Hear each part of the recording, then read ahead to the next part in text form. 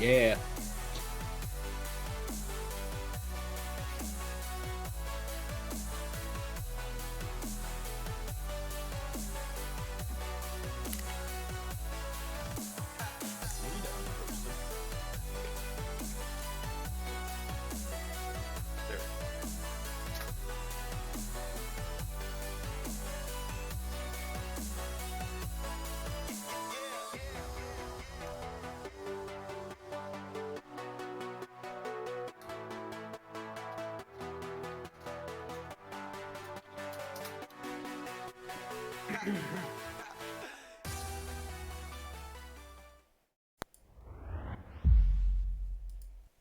Well, hello there. Hello, everyone, and welcome to the OPSEAT Video Podcast. We created this podcast to introduce you to successful gamers who have used various strategies to build personal brands and make a profit with them.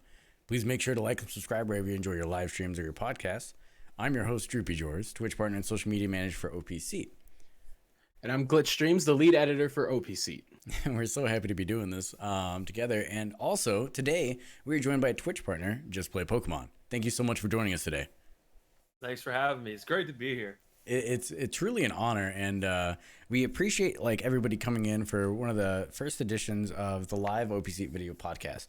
Now, typically what we've been doing is pre-recording the actual videos, but we felt like it would be a really good opportunity to be able to talk to you guys, within Twitch chat, Periscope, everything. And we felt it would be really awesome to bring people together and try to tackle an important question. So before we get into that, let's talk about our guest, Just Play Pokemon. We're kind of curious. How did your online content creation begin? So I've had a lot of different hands in a lot of different things, I would say. I started because I watched content before I made content. I thought, maybe I could bring something interesting to this space. And at the start, it was strictly for me, just a sports thing. I ended up using a lot of knowledge that I had just from playing sports and doing things over the years to kind of translate into my sports videos on my other YouTube channel, Two Brothers Gaming. So I ended up getting a decent sized kind of following over there just from sharing my knowledge and my passion for basketball in particular. Basketball themed channel still is today. And eventually I met some people through doing that and ended up doing Pokemon as well. As I've gotten longer and longer into doing this, I've created more and more channels because at heart, I'm just a gamer and I love video games. I have since I was a little boy. So here we are today, and I started in 2010 and have been going strong ever since. On the Twitch side of things, been about 5 years now. That's actually an incredible, and that's a good amount of time, just creating content and just bringing all your passion together and everything. Now, I'd also like to take a moment to introduce Noah or Glitch Streams. Could you tell us a little bit about yourself? So yeah, guys, I'm the lead editor for OPSEAT as well as an editor for Robbie and the series Cutthroat Pokemon. When we decided that we were gonna do this, I was like, hey, I wanna help out, Drew. And so now we're here working a little bit harder, and yeah, I stream on Twitch. I go all over the place. I do Pokemon, I do Siege, I do recently Borderlands, and that's really fun. And now I'm here to grace all of your ears with this voice. Fantastic. Now, what's really cool about all of us coming together, we kind of all have our hands in a couple different pockets and things like that. We have, various, we actually here in this podcast, between the three of us, have a huge YouTube presence as well as a Twitch presence.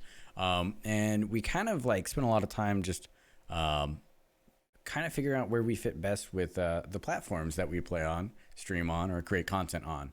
And I'm curious. I'll ask this for Robbie or Just Play Pokemon. Do you prefer creating content on Twitch or YouTube?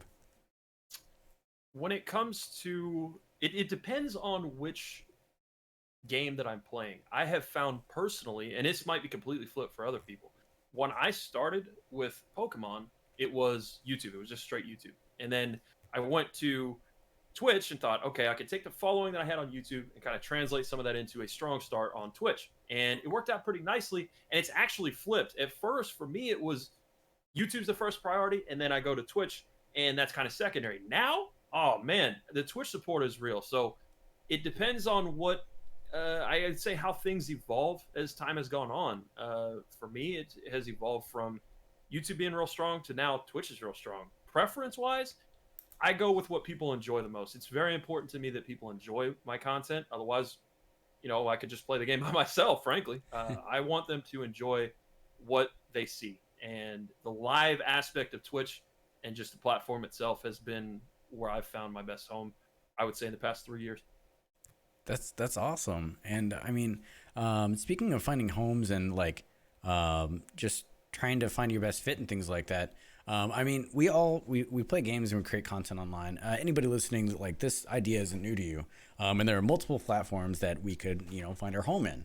There's Mixer, there's Facebook Gaming, there's D Live, there's even mobile applications like LiveMe and things like that.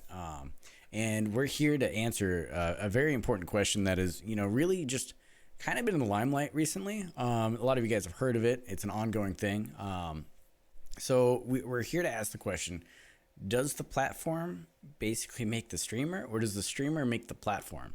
Noah, kind of what are your thoughts on that?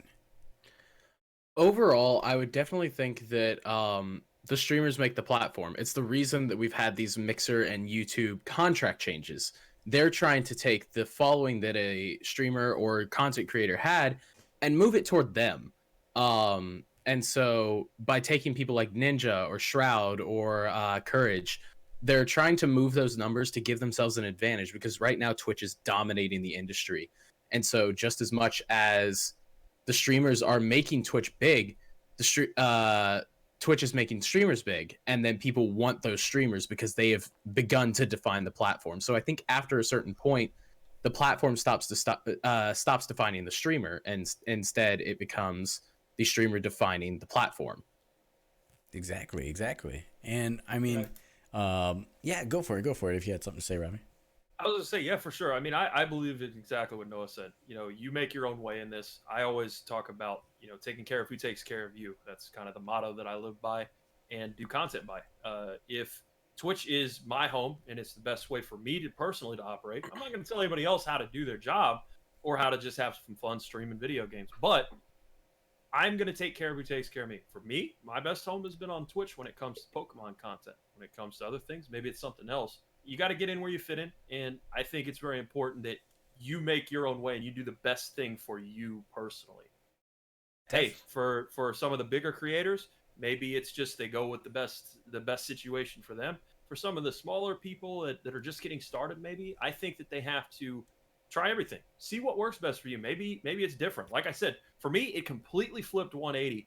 I started out with a really strong YouTube thing, and then eventually it made its way over to Twitch. It's just, you have to be on top of the evolution of the industry, if you will, to get what you personally want. I think another thing is goals. If you're just here to have fun, well, then you're just here to have fun. If you're here to try to make it into a full-time thing, maybe you have different goals than the next person that's streaming. So I think it's important to find your path and try a bunch of different things before you settle down into just one thing. Yeah, without a doubt. What about you, Drew? In terms of like just the platforms that we either engage with or we stream on or we spend most of our time on, I 100% believe that streamers make the platform, but I also feel like certain platforms can inherently gift certain advantages. I mean, like, depending on what part of the path that you're on, what part of your journey, whether you're just grinding for affiliate on Twitch or grinding for a partnership on Twitch, I do feel like certain platforms can give you advantages. Now, not being streamers that are, big enough to be, granted contracts to, switch over to YouTube or Mixer. It's one of those things where, I mean, like, recently it's been really enjoyable to be able to say that, hey, I'm a Twitch partner and I'm not like necessarily, a Facebook gaming partner or a Mixer partner. Because everybody knows it's hard enough trying to explain, the current realm, like, what is Twitch? What is streaming? What is Mixer? And imagine like people are starting to figure out what Twitch is because of Amazon Prime. You're starting to see like Twitch Prime on deliveries and things like that. And then taking that a step further and being like, okay, there's also Mixer. So it's one of those things where like you have certain advantages of certain partnerships with different websites. I personally feel like streamers make the platform, but different platforms can provide a lot of different benefits. I mean, we've also had different guests on like recently we had a guest, J Money Gaming from Facebook Gaming. And one of his insights, he was saying that a lot of people have, Facebook. So it's one of those things where, I mean, on our platform, Twitch discoverability has been a huge issue. So just being able to be shared across everybody's aunts and uncles and everything like that, like breaks you into like a whole demographic that normally wouldn't know that people play video games online to watch. And it kind of brings me to like the next question that I have for you guys. Do you ever feel like you're limited by the bounds of your platform? Either making content on Twitch or YouTube? Let's go with Robbie. I feel like okay, go for it. Go for it. You got it. Robbie, you take it. I full screen. Fine. You know what? Fine. I got this. Limited.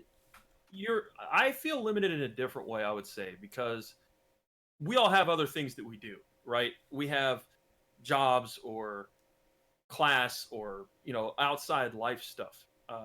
You have to set yourself up to have a lot of time for most of this stuff. You were talking about the grind a second ago, right, Drew? So there is a grind aspect to it. There's nobody out there that just fires up their first stream and has 1 million followers. It just doesn't work that way. So you got to put in the time. The biggest thing that I feel limited by it is the amount of time I have to dedicate to all of my different passions. Other people, it might be, I don't know, I don't like the way that this specific thing works. That's why I talked earlier about trying everything. You try a bunch of different ways of streaming or creating content in any sort of way, and you're going to find something that fits for you.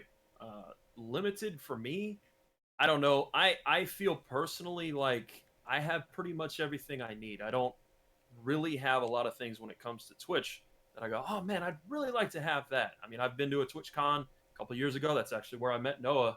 Thank goodness. And it was awesome. It was a lot of fun. I felt really like a part of something bigger, and that was really important to me. Community is where it's at, 100% for me. If you don't have a community, you don't have much in my eyes. But again, that goes back to your goals. If you're just there to mess around and have some fun, then that's all fine and well. But for me, I want it all. I want to do well. I want to have fun, and I want people that are watching to have fun as well. If they don't have that, then I can't blame the platform for my lack of success. It's time. Put in the time, you're going to get the result. Very, Absolutely. very, very true. Now, Noah. Yeah, Okay. now it's Noah's So- turn.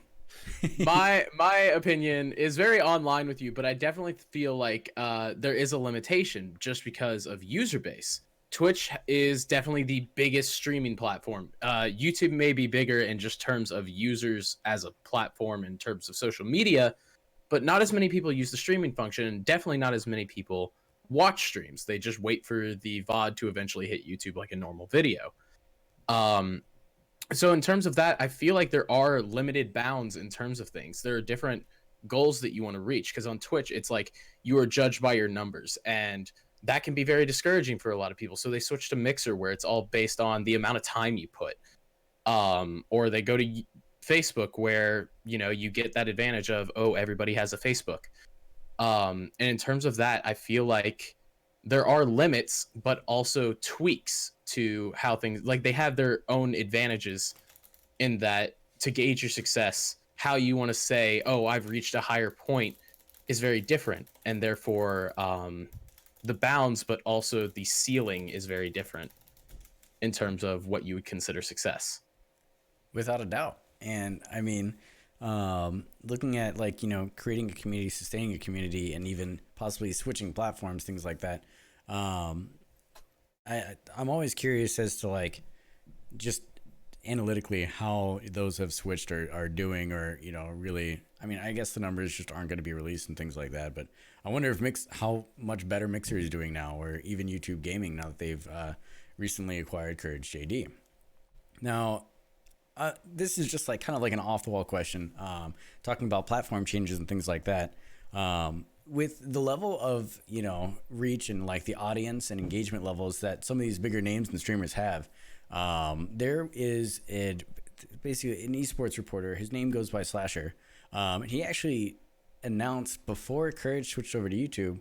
It was about 2 hours before Courage released his official announcement and his nice little YouTube introduction and things like that.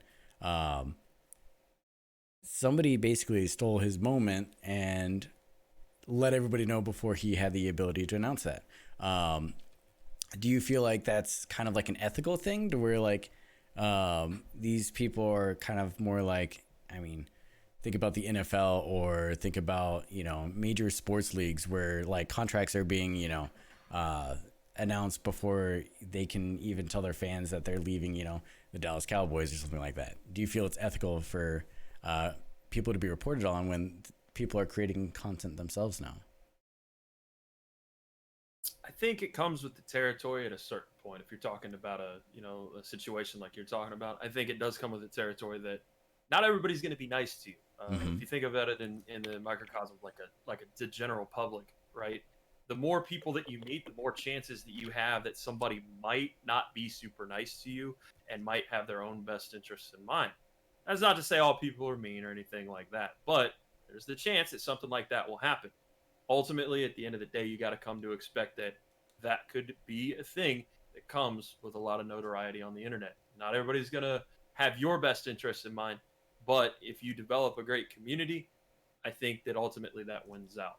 At the end of the day, I'm more interested in how everybody enjoys my personal stuff. If somebody wanted to report that, Noah was going to Facebook gaming before, it sucks that they steal his moment. At the same time, he still got his moment, and maybe that little bit of controversy might help some people that wouldn't have seen it see it. True, definitely. I mean, there's any press is good press. You know, it's at least your name's getting out there. So definitely makes sense. And I mean, Steph Vandermeer brings up a good point. News outlets need consent to post before posting about news. Definitely in most cases, that also comes with the territory. Like sometimes it's just one of those, you gotta do. At the end of the day, they announced it first because it's gonna get more clicks. It came first. You got the breaking news, and so yes, it doesn't necessarily steal their moment in terms of, hey, I'm changing, but it is definitely just like, we're gonna get the numbers, not like we're aiming to get the numbers here, not really focusing on, oh, is the streamer okay? And we're starting to treat them more and more like they're just NFL players or celebrities. It's just like, we want to have the news first so we can get the most clicks. Yeah, with the rise of the internet, I would say is the fall of more ethical journalism. People are just trying to be first to something. Quality has gone down as far as journalism has gone.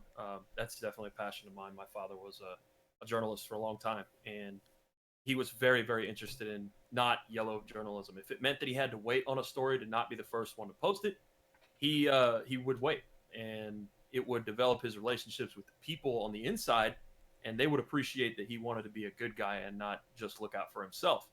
At the same time, now it's all clicks based, and as soon as the internet came around and kind of rose up, we saw that. You were talking about the sports thing just real quickly too. A lot. That's why we see a lot of players on sports teams have their own outlet to kind of send the news out, and I think that might be something that becomes an evolution of how video games and the video game community does. I totally believe in that.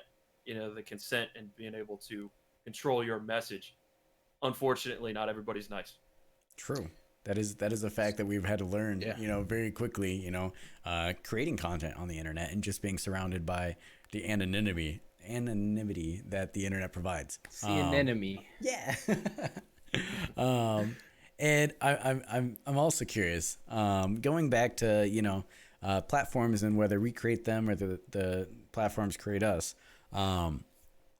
When you're trying to, make a name for yourself on the internet as a content creator, whether you're playing games, whether you're running a podcast or anything, kind of one of the things that you need to do is separate yourself from other creators, because there's a huge influx of people trying to do what we do. Now, I feel like everybody in here besides myself really does this. So how do you feel like you separate yourself from other creators on Twitch or YouTube? And which platform do you think is easier to kind of make your own name for yourself?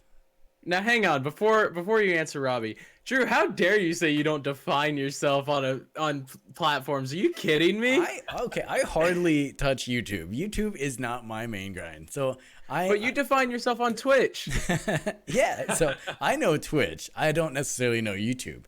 Now, you do a lot of YouTube, Noah, and you do a lot of editing for massive YouTube channels, and you have 5 YouTube channels?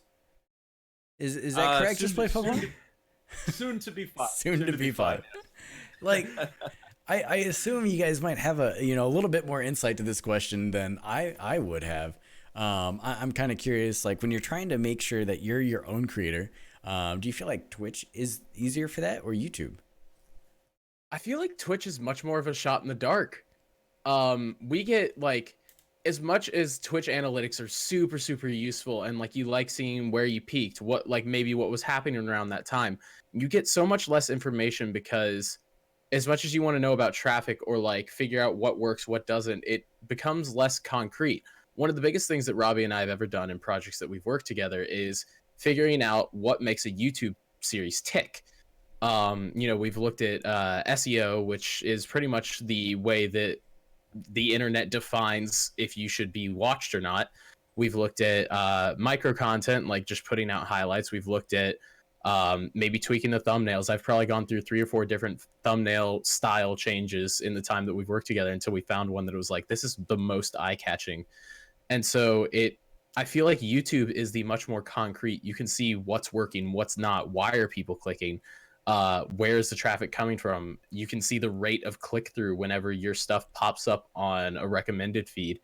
But on Twitch, you're just kind of guessing and trying to make your stream as interesting as possible. So when those people do click, however they might, you have a better idea of how to keep them there. So Twitch is definitely more how to keep yourself interesting on camera, and YouTube is 100% more how to get people to look at you in the first place. Definitely. Yeah, we spend I would say probably twice as much time as content creators when it comes to either YouTube or Twitch. Twice as much time is spent on analyzing our stuff than actually creating it. Noah will get in the lab, and I did this a lot more when I was first starting with the sports YouTube channel as well.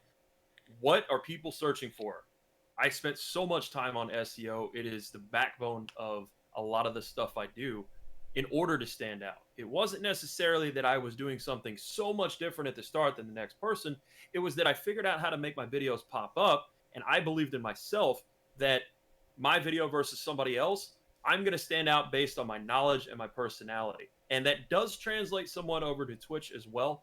My big thing, as I said at the very top of this podcast, was, hey, I watched a lot of content before I started creating it. I don't believe that you should just jump into the deep water and just start creating stuff before you've ever watched a stream or a YouTube video. You got to kind of have the lay of the landscape in order to figure out how you're going to stand out. And that's the big thing for me.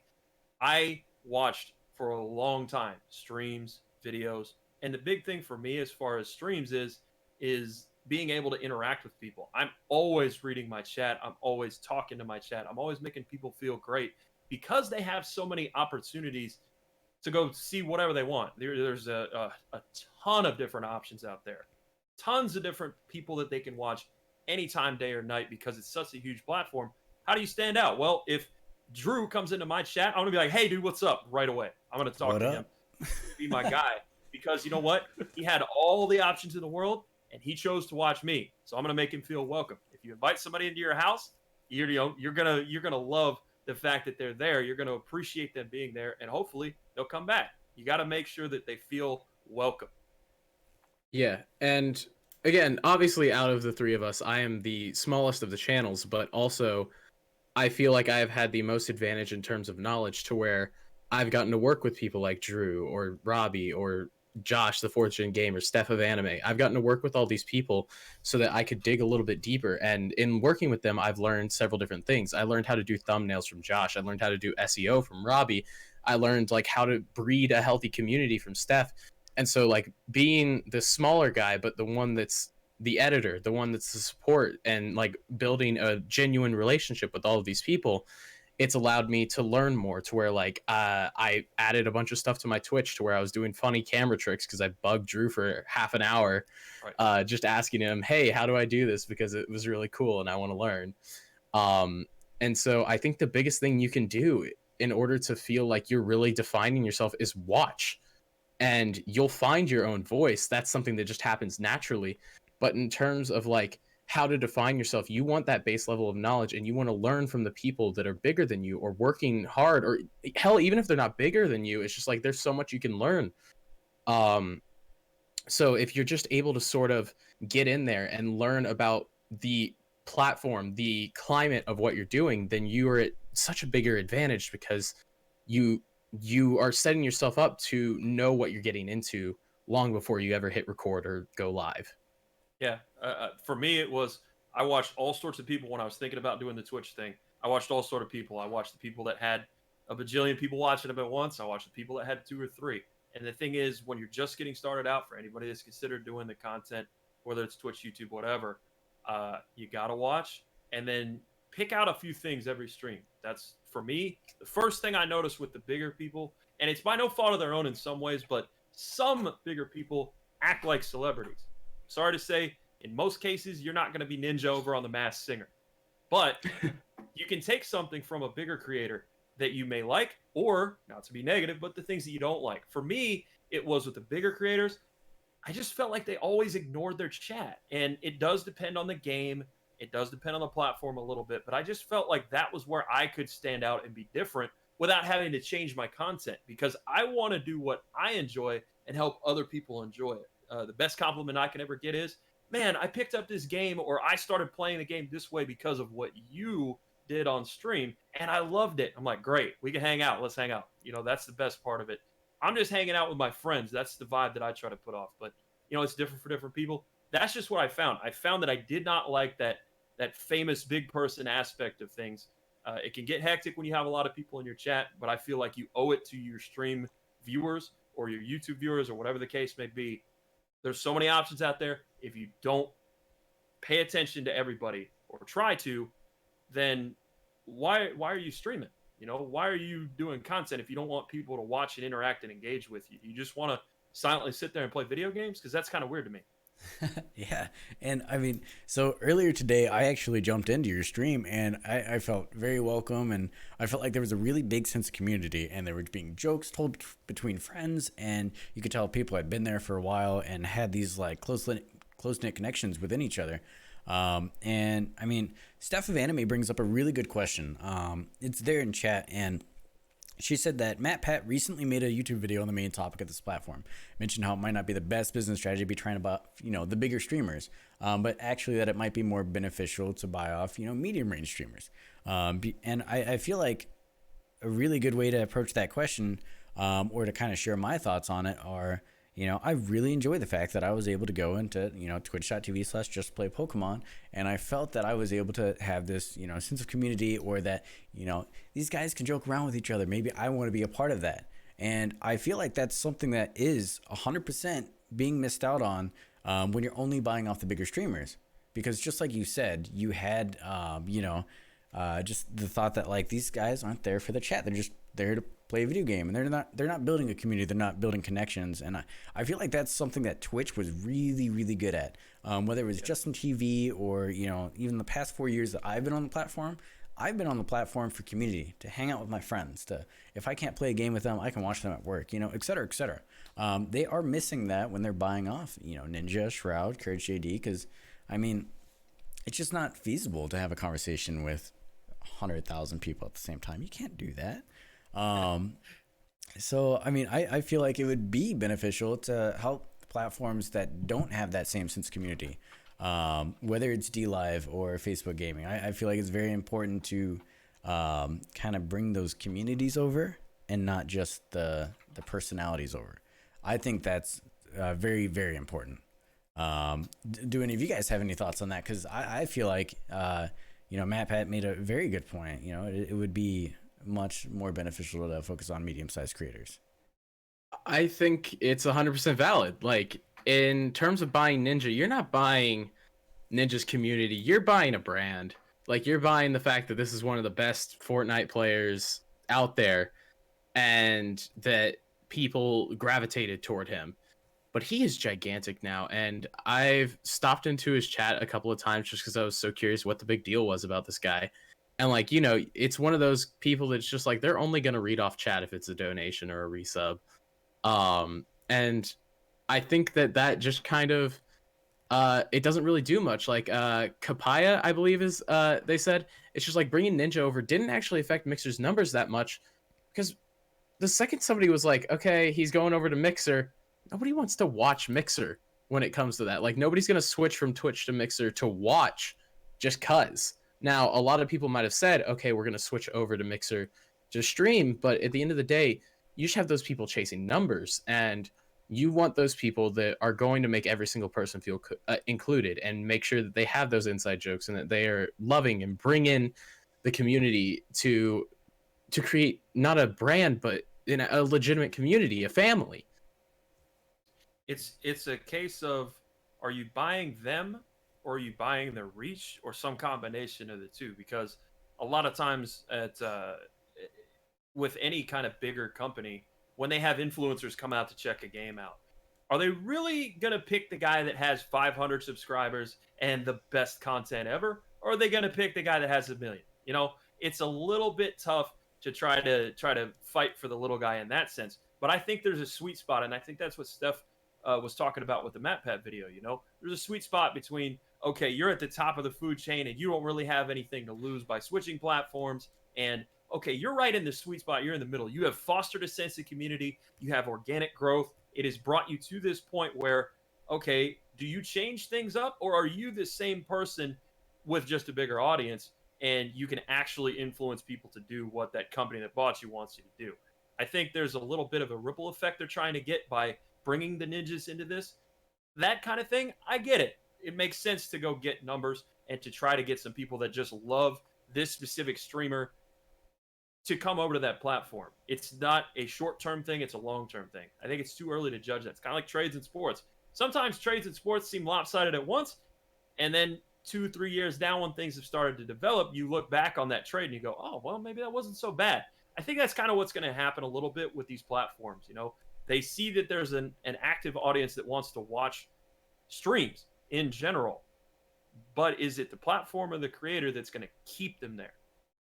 And you know, And that's where go ahead.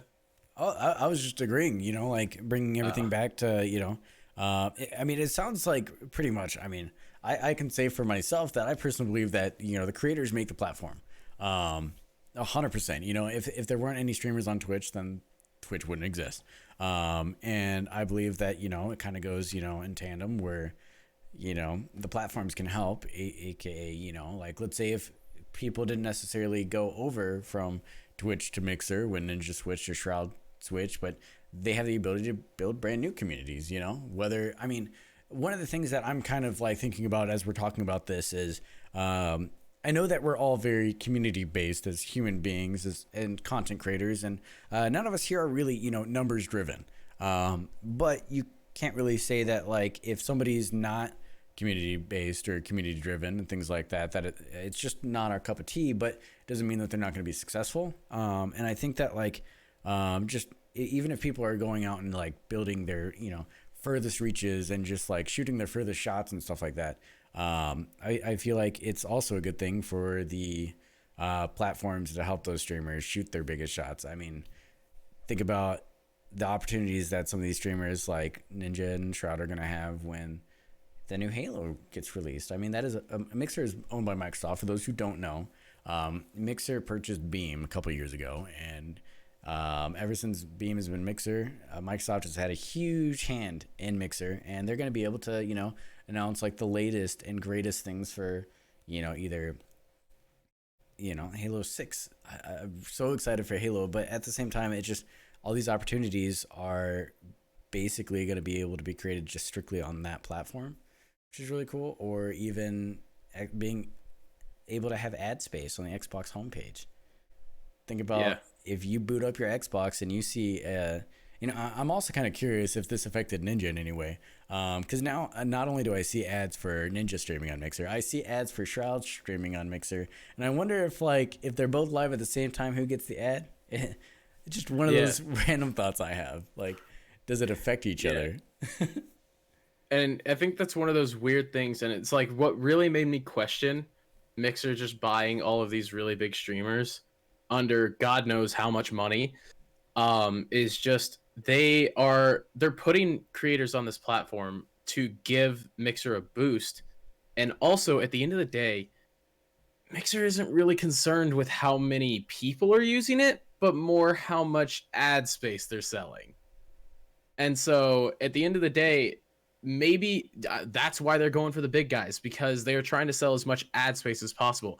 And if you just crank yourself, give yourself the most popular streamer in the world, then obviously you're going to just crank up ad space. And that's also probably why they aren't going for the middle class guys, because the middle class guys aren't pulling tens of thousands. They're pulling 1,000, 100, but they're pulling something consistent.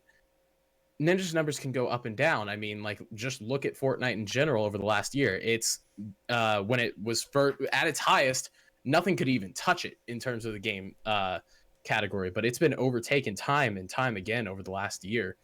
And so at this point, they're looking for these people that just have high enough numbers so they can sell as much ad rev as possible without ever actually taking the risk on the little guy and being like, hey, this is what we're doing. And so they're able to sell these streamers.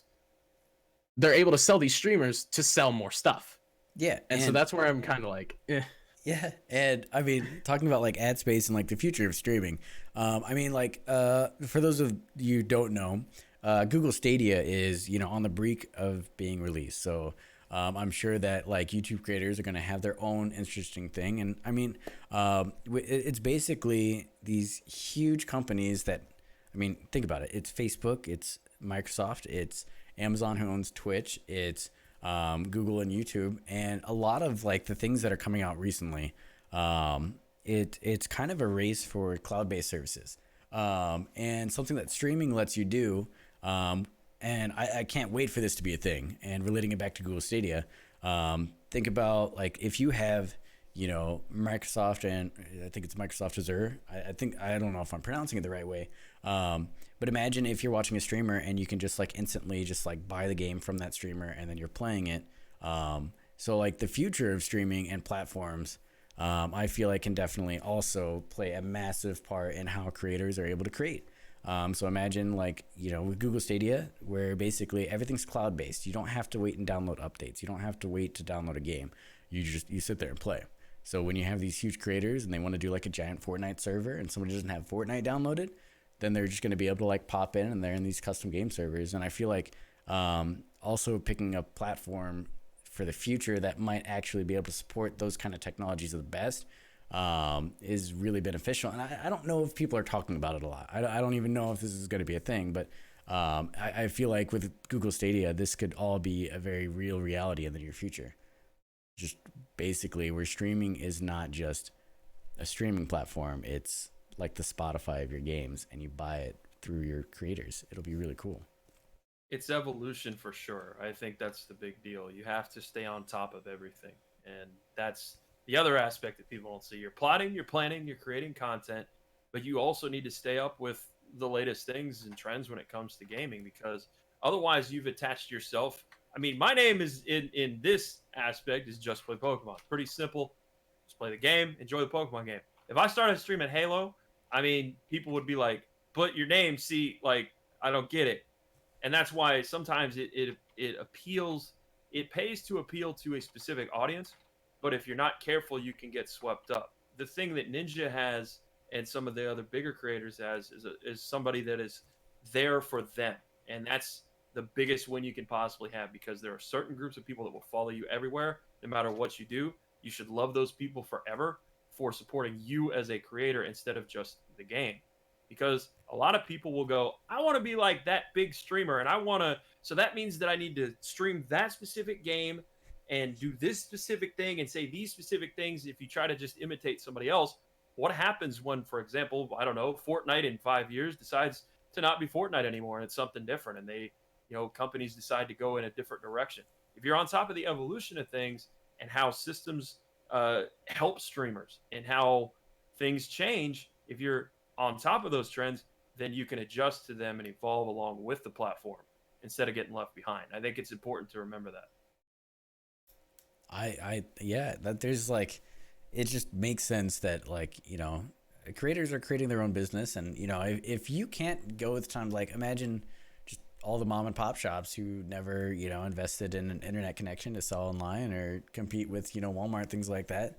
they weren't able to stay in business, and it's sad, but it'll happen the same thing with creators if they can't stay up with the times. And I mean, just think about some of the features that we have nowadays compared to, you know, when Justin TV was a thing.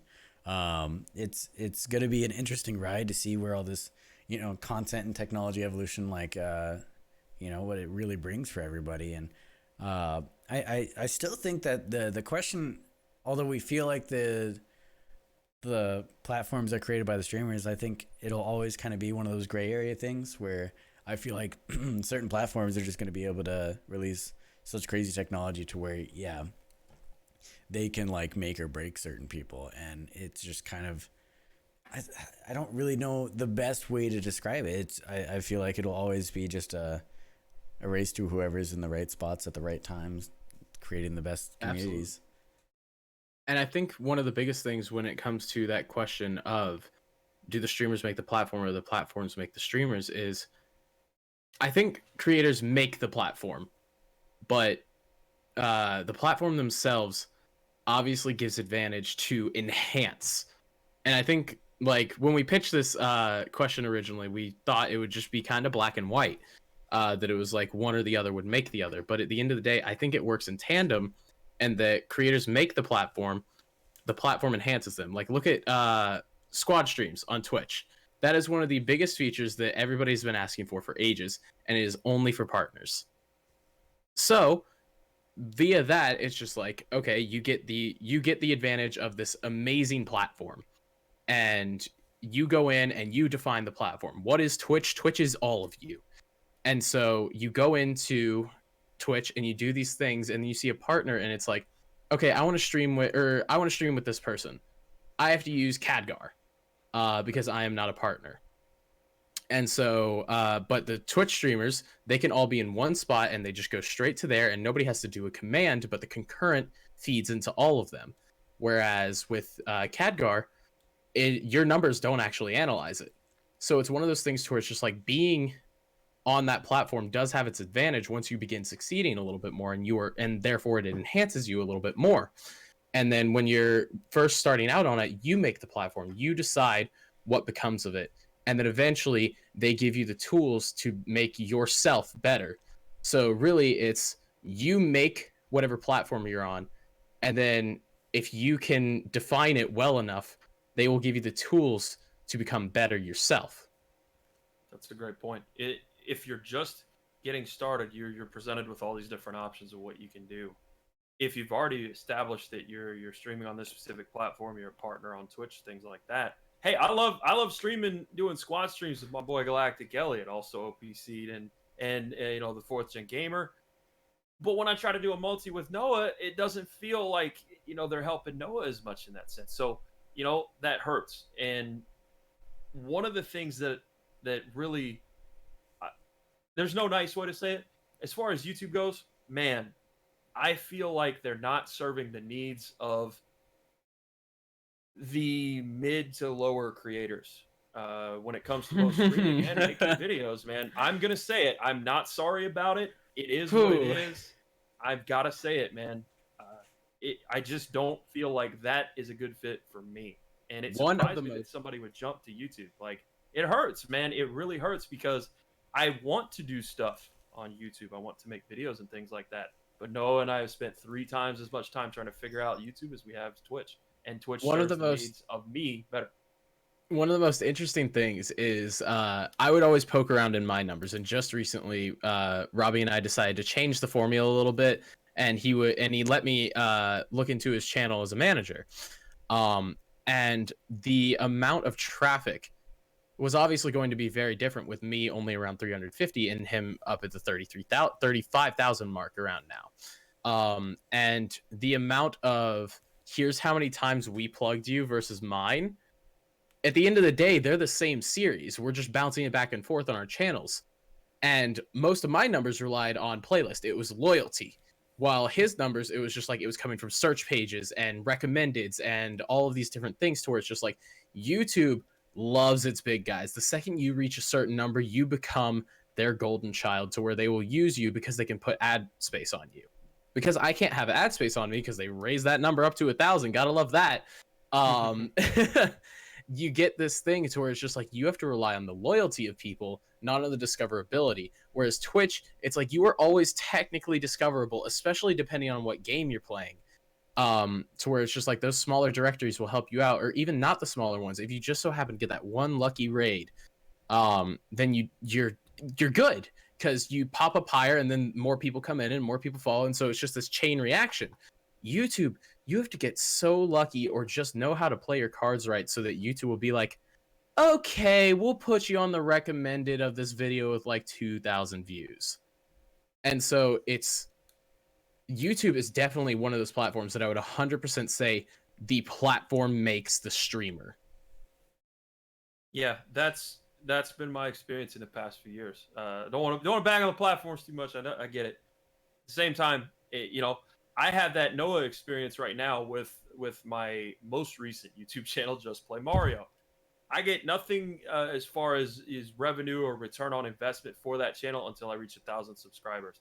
So it changes the way that I have to make my content, because I have to beg people to subscribe to it so that I can see not only a return on my investment as far as financially, because you have to make quality stuff in order to get people to watch, but you also have to see at a certain point, once you hit this level, then YouTube will start to go, hey, I remember you. You've been working really hard for the past 3 years to get to this point, and now we'll put you on. It's a longer game on YouTube, and unfortunately, in a way, unfortunately, and in a way, not unfortunately, this is all business. Twitch is a business. YouTube is a business. Google is a business. Ninja at this point is a business. Mm-hmm. So they've got to make money. It makes sense that they promote the bigger people, but Twitch, I feel, has done a better job of fostering that sense of community, like Steph was saying in the chat here.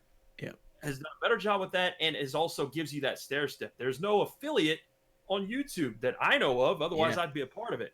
And with Twitch, there's affiliate. You have a little carrot on the stick. You can chase that little carrot. You can earn emote slots. You may not be able to squad stream. I get it. But you can earn revenue, and you can kind of feel like, okay, if I put some time into this, if I invest into this, then I do get something out of it. Not only in viewership, not only in people eventually come into their stream, but you also get a bit of that motivation in that sense. Yeah. And it's very tough to tell somebody.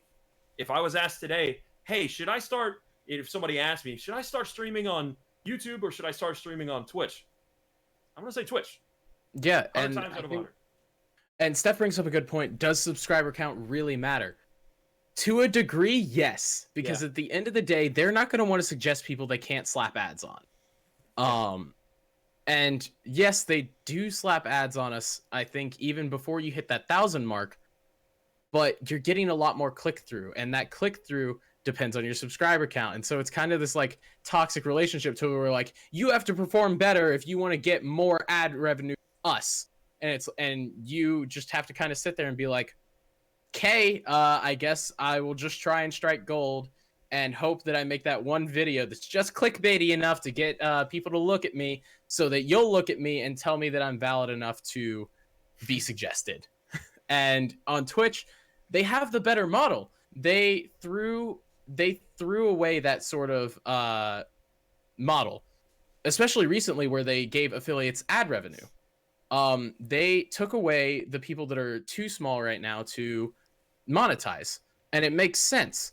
And then once you get to that, you're able to start gaining revenue, and so it motivates you to keep going, because at the end of the day, it works.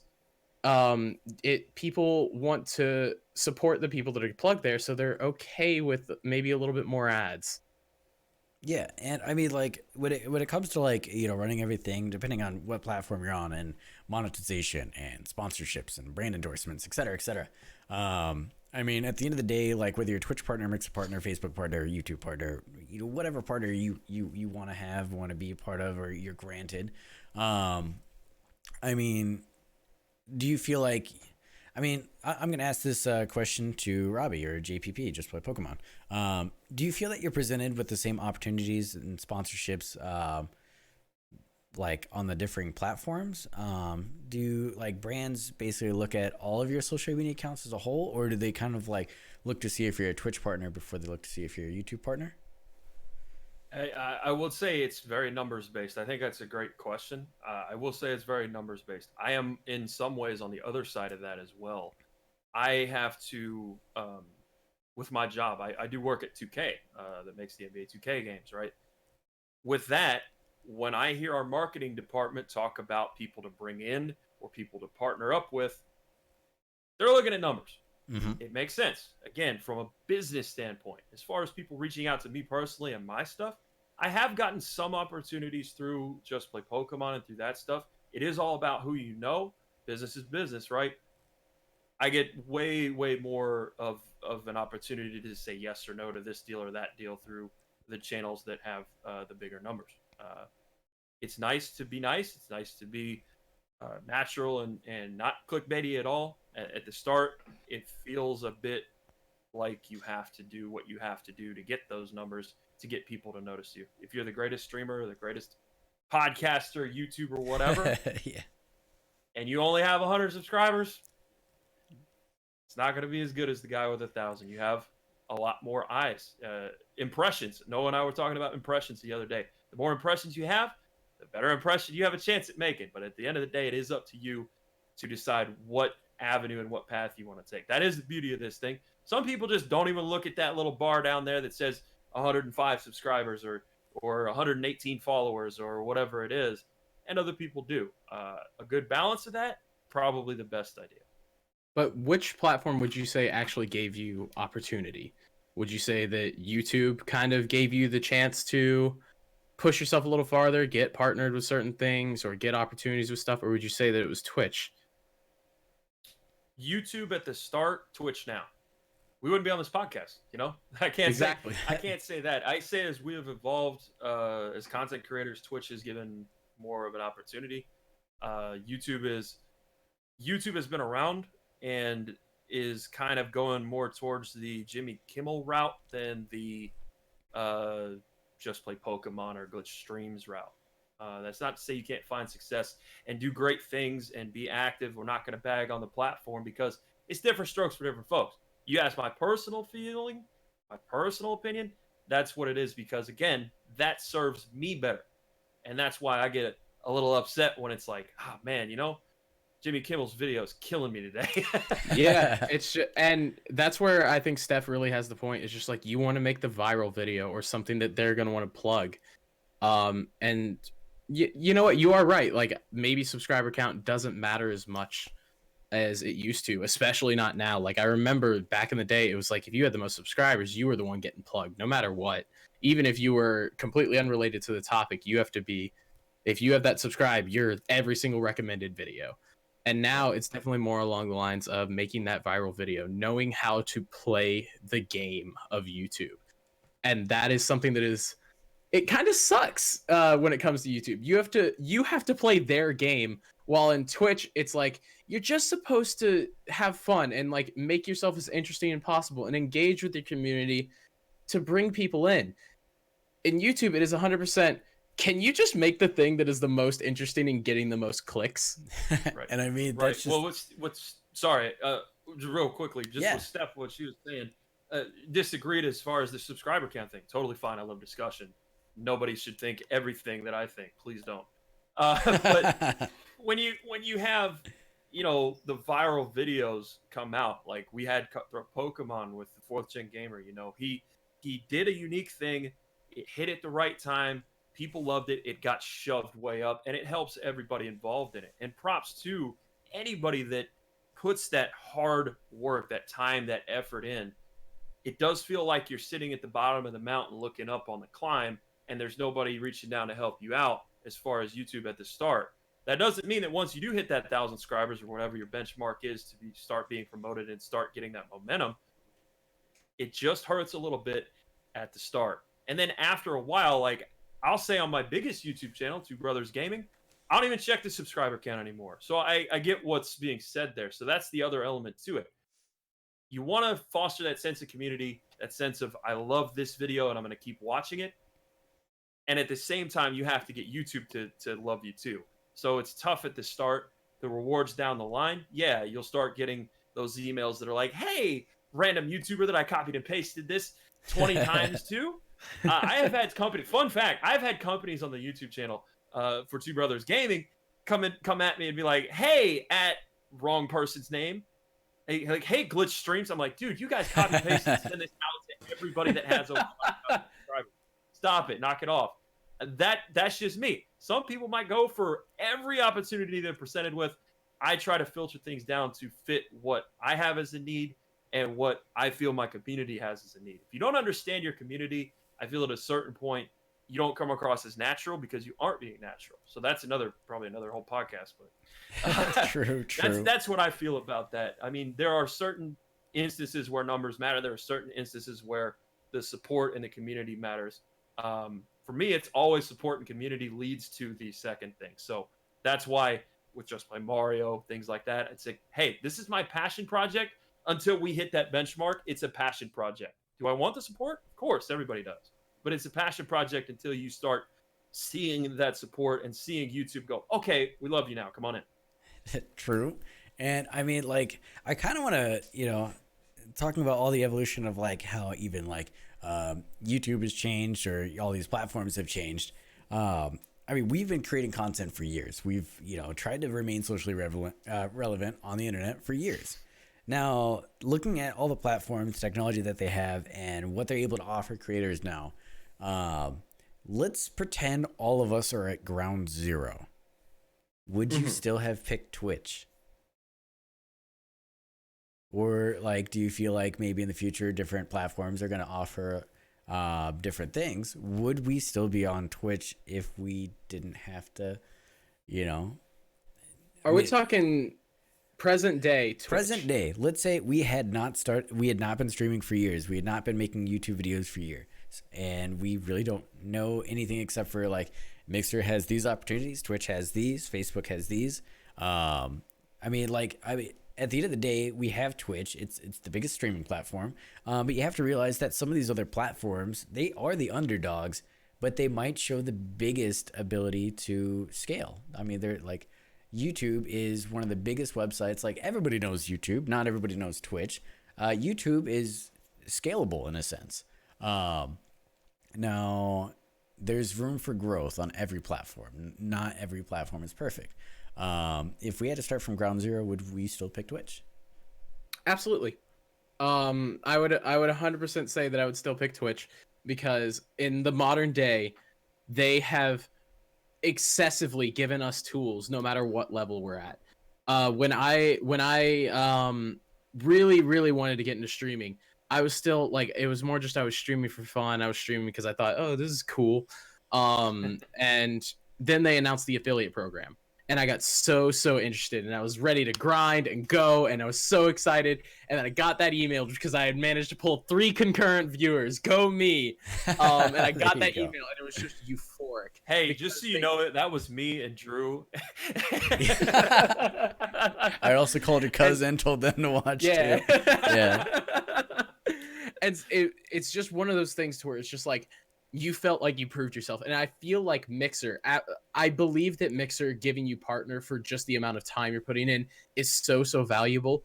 But to know that you have done something and to like succeed enough to a degree to have something acknowledge you, it's just like, hey, you did good and we recognize that. And now we want to give you ad promotion. We want to give you bits. We want to give you a way to designate your community and make it special at a low level, so that you don't feel like you're stagnating at a higher one. Because even in affiliates, especially again now, it's just like they've started tiering off emotes to where we can still unlock more slots, even if we're not partner yet. So it's just like you always feel like you're reaching for something that isn't far out of reach. Right now, YouTube feels like it's like I have doubled my channel growth since August, and I still feel like I'm miles away from 1,000. Even though like there's success and there's comments and there's likes, and it's just like YouTube just makes you feel so degraded because they always keep everything you want to do just out of reach. See, so now I don't feel so bad. Yeah, I kind of answered that before. I said if I was brand new, I would definitely pick Twitch as well. And that's from a guy that, I was able to move across the country and start a new job because of YouTube, but that was YouTube then. Yep. YouTube now, I don't want to say tone deaf, but their decisions as far as what they do are definitely inexcusably slanted towards bigger businesses than they are towards gamers and creators. It's such a big platform. It's been around so much longer that, hey, back in the day, MySpace was pretty cool too. And then they didn't evolve as much as Facebook did. And look where we are now. Facebook's here and Justin Timberlake's over there doing something with MySpace. I don't even remember. Tom's probably crying into a beer somewhere. I don't know what the deal is. No, Tom still loves me. Does he? Is he really in your number one spot? Did he take you out to dinner? My number one spot. He's my number one Tom. I'm sorry, Tom, but seriously, it's you have to. The platform needs to evolve with you, or else you might choose a different platform. I will say, as an example for the smaller thing, Just Play Mario. At a certain point, you have to decide whether or not this is the platform for you. Maybe I'll start another Twitch stream with Just Play Mario if YouTube doesn't eventually start, returning on my investment. And when I say investment, I want to be clear, not just money, but time. We all only have so many hours in a day. And if I keep investing a ton of time into this and I don't feel like not only is my community maybe not enjoying this, but, on top of that, YouTube's not enjoying it enough or I'm not doing the right stuff or whatever enough to push the videos, that could be a problem. I want to see that mutually beneficial relationship, and Twitch has stayed on top of the game as far as that. I hope they continue to do so. Definitely. I mean, to bring it up, like when the affiliate program got announced, oh man, that exclusivity clause. Whew, that was a tough one to swallow, because I think I was really dabbling. It was Beam then when or like a little bit before I was streaming on Beam and Twitch at the same time. And then eventually with the exclusivity clause, I went for Twitch, and I don't regret the decision in any way, shape, or form. But just like brilliant move on Twitch's part, and I'm kind of glad I got locked in, because Twitch has been a wild ride, and I've enjoyed being on it. Again, to answer the question, because I don't know if I said my response would be, I would have picked Twitch. And I mean, I have plenty of friends that have left Twitch and they never got Twitch partnership, but they went to Mixer and they tripled their numbers. They were, had 40 concurrents, and then they're at, like 120 on Mixer in the first month. And, it's just kind of one of those things where I feel like this question is always going to kind of be a gray area, but I feel like at the end all be all, it's the creators that, start the changes that are required from their platform, where redirect the changes that we want and need. And I mean, we're going to start wrapping up things here with the podcast. So if anybody has questions, by the way, feel free to start asking them in chat. Yeah, guys, go for it. Hashtag game OP. Yeah. Or just drop them in chat. Yeah. Just feel free to drop them in chat. And I think there's a lot of great platforms, and a lot of people are going to find different places to, find their best fit. Although, like everybody here on the podcast, they found their best fit with Twitch. I know there are others in here that found their best fit with, Facebook Gaming or Mixer or DLive, LiveMe, Periscope, anything. Just as long as you feel like your platform can provide your specific needs, I feel like it's, it doesn't really matter. Just as long as you're able to find the people that you find exciting in your life and your stream and your content. And then could you CPMs? What exactly is cents CPM? Per minute? Oh, cents per minute for the ads? I think that has always kind of been one of those things where like it's always been a standard figure because I've had partnership for about 1.5 years, and I've known what other people, like I've helped other people with their finances with their partnership for a while, and it's always been around the same thing.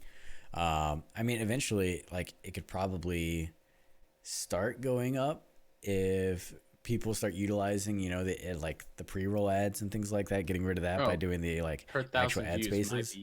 Yeah. It's clicks per thousand. It used to be a bigger thing, especially when it came to YouTube as well, because you'd have those contracts, right? And you'd get a 90-10 split, which means 90% of the ad revenue goes to you, 10% goes to your network on YouTube, right? Similar concept, but not the same when it comes to Twitch. Yeah, it's a little different. See, I don't know YouTube personally, and that's why we have these other wonderful guests on here. And hi, Kitty. This is live, so I got it.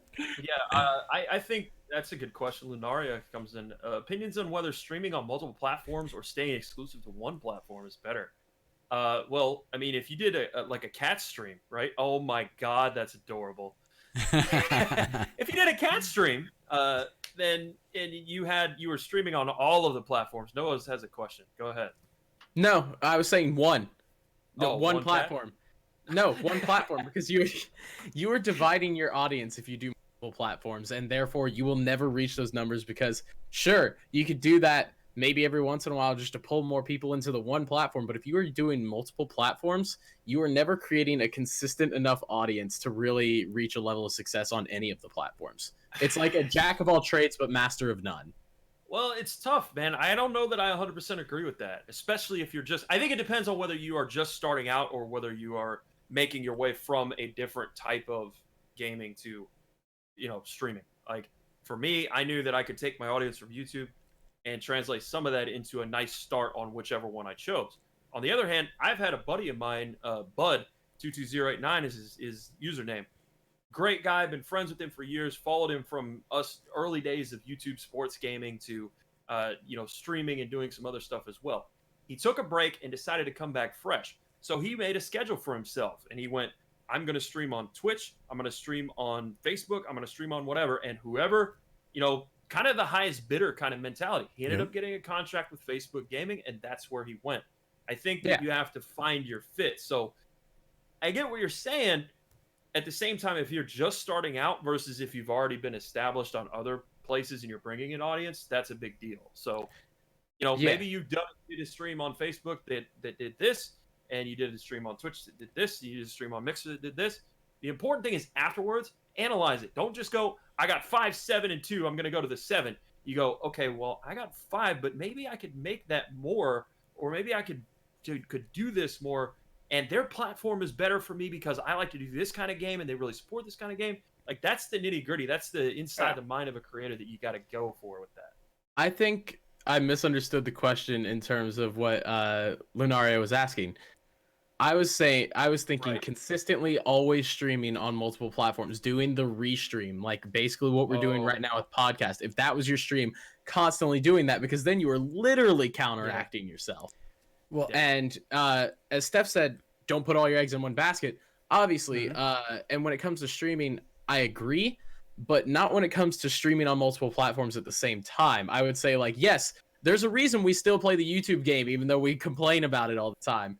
And it's because at the end of the day, we are boosting Twitch, we are boosting Twitter, we are boosting YouTube all at the same time. They are coherent with each other to where they can all build each other because they're not happening at the exact same time. Yeah, and it also just comes down to the content that you're creating. I mean, for gaming, or if you are community based, I do have a friend who does IRL streaming and restreams. He recently got rid of his affiliation with Twitch to do it. He just does IRL streams like walking down Hollywood Boulevard. And with that, it's so loud.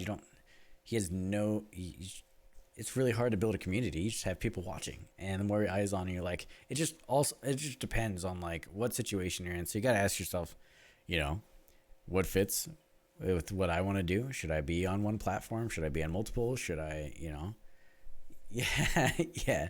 It's been, we know that guy. Yeah. And it's been really cool, watching the journey and everything like that. But at the same time, it's just finding what fits your needs best and then what platform complements.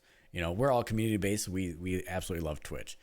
So there's no point restreaming or anything like that, But with things like even the podcast, like Noah brought up, we are restreaming to Mixer, Periscope, Facebook, Twitch, and YouTube. And it's one of those things where it's a little bit harder to build a community on a podcast style thing.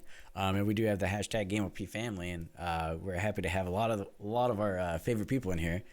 Shout out to Steph of Anime or Just Play Pokemon for being in here, or even Noah for working with us and also being with us. But it's one of those things where I think it's going to be an interesting next couple of years where we see kind of how these platforms develop, how the creators develop with them, and how we find out how to not be left behind as creators or how to ride the wave. But I mean, I know that this has been one of my favorite discussions, to be able to do this live and to have some awesome people on here with us. I don't know if you guys had anything left to say, but I think, I'm going to close out this stream with a smile on my face, knowing that there are other people that, even feel the same way I do about the content we create and things like that. Yeah, absolutely. I think the one thing I want to say is just like, let us know what you guys think. Use hashtag GameOP. Join the podcast. Leave a comment on wherever you view your podcast or YouTube videos or whatever. Let us know what you think about this. We would love to be able to listen to more of this, follow it up a little bit more. Just because like we want to know what you guys think, because obviously 3 perspectives and we all disagreed with each other on some occasions, or like had these very differing opinions that didn't necessarily conflict each other, but also You're all complemented wrong. them. Hey, Drew, I don't want to fucking hear from you, man. All right. So I just and feel also left out. let us know what you think. Let us know what you think of the new format, because we have been having so much fun with this, and obviously getting to have a little bit more debate and talk to you guys. Let us know, because at the end of the day, this is the Game OP family. This is the OPSEAT podcast, and we want to have you guys involved in our discussions and crazy stuff. And Robbie, I really thought you were like trying to lean out of frame. Nope.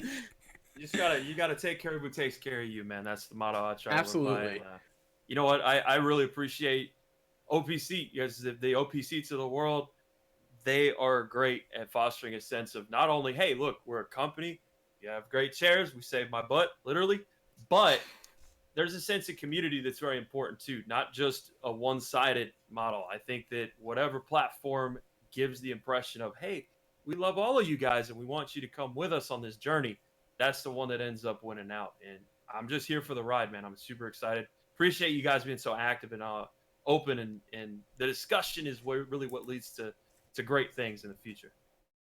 And Absolutely. yeah, I couldn't be more thankful for having both of you guys on the podcast.